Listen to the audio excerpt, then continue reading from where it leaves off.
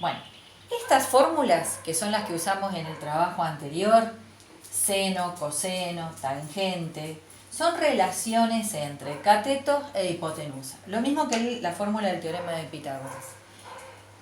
Pero solamente las usamos si el triángulo es rectángulo. No siempre el triángulo va a ser rectángulo, la mayoría de las veces no lo es. Entonces, para el resto de los triángulos, que los llamamos triángulos oblicuángulos, son cualquier triángulo, vamos a usar otras fórmulas. Estas tres, que son la misma, pero desde distintos lados, esta es la que se llama teorema del coseno. Y esta otra, se las explico después en otro video, es el teorema del seno. ¿Cómo se utiliza esa fórmula? Esta fórmula, cualquiera de las tres, son tres, la vamos a usar si queremos averiguar un lado o un ángulo. Después vemos. Pero si quiero averiguar un lado, necesito los otros dos como datos, y entonces voy a hacer toda esta operación. Es más larga, tiene más complicación, pero bueno, es parecida, si le sacan este término, es parecida al teorema de Pitágoras. Entonces, por ejemplo, en un triángulo cualquiera, vamos a ponerle nombre, ABC. Tengo los ángulos, el ángulo A, el ángulo B, el ángulo C. Sí, y saben que los lados llevan el nombre del vértice opuesto. Por ejemplo, el lado BC se va a llamar lado A. Este lado, el lado AC, lo voy a llamar lado B, mayúscula para distinguirlo de alguna manera. Y este lado va a ser el lado C. Fíjense que cada lado queda opuesto al ángulo que lleva el mismo nombre. Entonces, si tuviéramos en un ejercicio cualquiera, si yo tuviera como dato un lado, otro lado, vamos a suponer que sé que esto mide, vamos a hacerlo con números fáciles, 4 centímetros. Este otro de acá, 5 centímetros. Y tengo el ángulo comprendido, tengo el ángulo que forman esos dos lados que conozco. Vamos a ponerle, no sé, 120 grados. Entonces ahí, si quisiera averiguar el lado B, que es el que me falta, porque ustedes saben que en cualquier triángulo tenemos los tres lados, el lado A, lado B, lado C, y los tres ángulos. Ángulo A, ángulo B, ángulo C.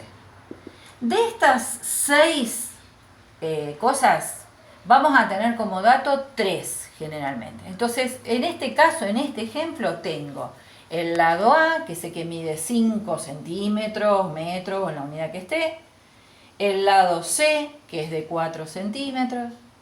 Y el ángulo B, que es de 120 grados. El resto lo desconozco.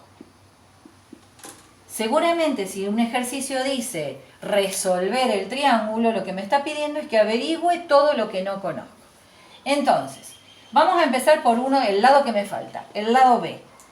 Para averiguar el lado B, yo necesito los otros dos, que los tengo, y el ángulo B. Entonces, siempre al cuadrado. El lado B al cuadrado va a ser el lado A al cuadrado, más el C al cuadrado, menos el doble de A por C, esto es una multiplicación, y por el coseno del ángulo B. Entonces, vamos a reemplazar ahora con todos los datos. El lado A dijimos que era de 5 centímetros. Esto lo tengo que elevar al cuadrado. Miren este detalle, porque lo he corregido en el trabajo anterior. El cuadrado no es del centímetro solo, el cuadrado es de toda la cantidad, por eso lleva un paréntesis. Después vamos a elevar al cuadrado al 5, al número y a la unidad. Ahora vamos a ver cómo queda. Más el lado C era de 4 centímetros, también todo al cuadrado. Menos 2 por, otra vez el lado A, 5 centímetros, por el lado C, 4 centímetros, por el coseno de 120 grados, que esto lo vamos a tener que buscar ahora en la calculadora. Bien, empiezo de nuevo. Acá dijimos que este cuadrado era del número y de la unidad. Así que ahora me va a quedar 25 centímetros al cuadrado. Ahora sí el cuadrado es solamente de la unidad, porque el número ya lo elevamos. Más 4 al cuadrado es 16 centímetros cuadrados. Cuando hagamos esta multiplicación, bueno, primero voy a tener que averiguar cuánto vale el coseno de 120, pero después es toda una multiplicación, esto es todo un término, que me va a quedar también en centímetros cuadrados, porque estoy calculando centímetro por centímetro. Así que voy a hacer 2 por 5, 10, por 4, 40 y 40 por lo que me dé este coseno.